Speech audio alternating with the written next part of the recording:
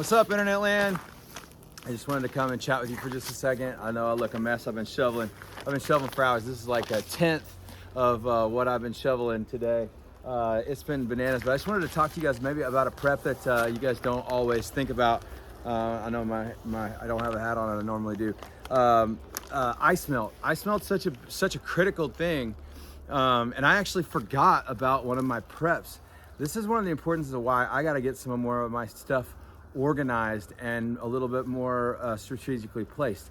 So yesterday morning, getting ready for church, I was desperately looking for ice melt, and so I ran to a couple of different stores and talking about ice melt because the walks were super unsafe for church. Okay, and if you guys don't know it, I mean, now is the time of year to find ice melt. You can't even find ice melt during the years when it needs, when you would maybe stockpile it and get it ready. So you kind of have to buy it while it's available because you're not going to find a ton of it, in your Ace Hardware or your Home Depot or any of those places when the weather is hot and steamy in the summertime. Okay, so here's what you got to think about. So yesterday morning, I was running all over looking. I ended up buying I think I bought five 5-pound boxes of ice cream salt or rock salt just to get my walks safe enough for the church to use. And then I forgot that I hit a sale, an overstock sale last year for the church, and I bought 250 pounds of this Safe Step stuff. Now, this isn't a commercial for Safe Step. I'm actually going to tell you one of the reasons why I don't like it. But I put it away in the church's garage, and then I forgot that it was there.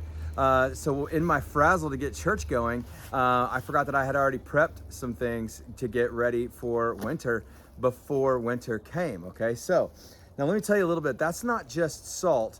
That's mostly sodium chloride and then magnesium chloride. I think there's some potassium chloride as well in that mix. Now, here's what I learned about prepping it. It's still working. You can see that this is, if I would have shown you a before and after, it's definitely working. But I will tell you that one of the things you need to think about stocking up on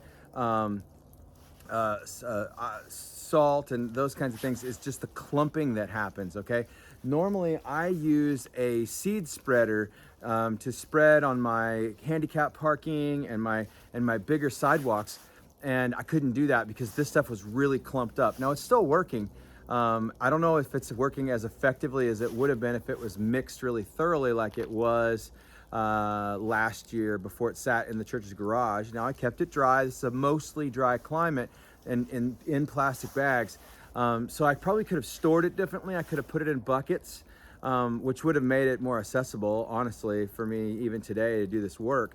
And then on top of that, or I maybe could have put the bins into some watertight or humidity tight bags, or I'm sorry, put the bags in some bins. You know what I'm talking about. I'm sorry, I'm trying to get a quick video out to you today. Hopefully this is helpful stuff. So think about maybe if you're gonna stock up, if you live in a super wintry climate, you wanna start stocking up on some ice melt, not just for today, but maybe next week and the week after. Some of these chemicals, I mean, a lot of this stuff comes out of China, you guys, and they just cannot be trusted. And oops, I said the C word. Sorry, I try not to say the C word anymore. I'm trying to only say large Asian nation. But large Asian nation controls so much of the chemical and stuff that goes into making this stuff. So in my personal opinion, if I hadn't gotten a smoking sale on that stuff last year, I think it was an overstock sale at a plumbing company that overbought by accident. I think they bought 5 pallets instead of 3 or something. They sold it really, really cheaply. I would personally rather stockpile rock salt. I know rock salt is not particularly great for your sidewalks for long-term use. So if you put rock salt down on your sidewalks, don't forget you're going to want to do a good scrub, maybe power wash those sidewalks at the end of the season. But I would say that rock salt is safer for pets, safer for other animals that might be moving through your property. Certainly if you got farm animals, I wouldn't want to be tracking that into my chicken coop. I wouldn't want to be tracking that into my rabbit hutch or anything like that. So, but this is really just for a facility, no animals. But I thought you'd want to think about just stocking up on that kind of thing. Now you can get rock salt throughout the year. In fact, actually, you can get rock salt a lot easier different times of the year when people are wanting to make ice cream.